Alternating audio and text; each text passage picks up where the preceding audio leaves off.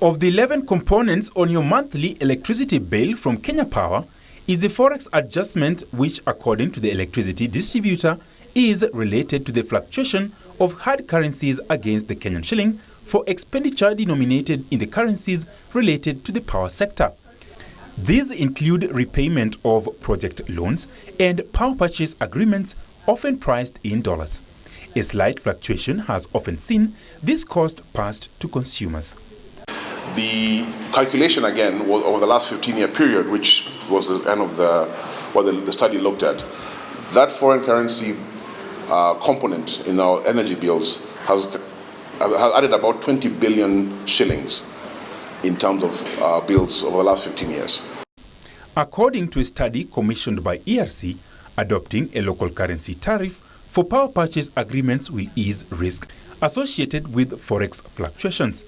The payments that Kenya Power makes to project developers are in dollars, yet the revenues that they receive from consumers are in Kenyan shillings. So Kenya Power bears the risk of any loss due to depreciation in the Kenyan shilling. They pass that risk on to you and me, to the Kenyan consumer, and it shows up in your monthly electricity bills. This target projects generating up to 10 megawatts of power, while those above 10 megawatts would be a mix of local and hard currencies, depending on the generation technology. Kenya is also seeking to mobilize at least 4.45 trillion shillings from pension funds, commercial banks, and insurance companies to finance generation of 4,000 megawatts of green energy. Once we have these local currency denominated PPAs, it is an immediate opportunity for our local banks,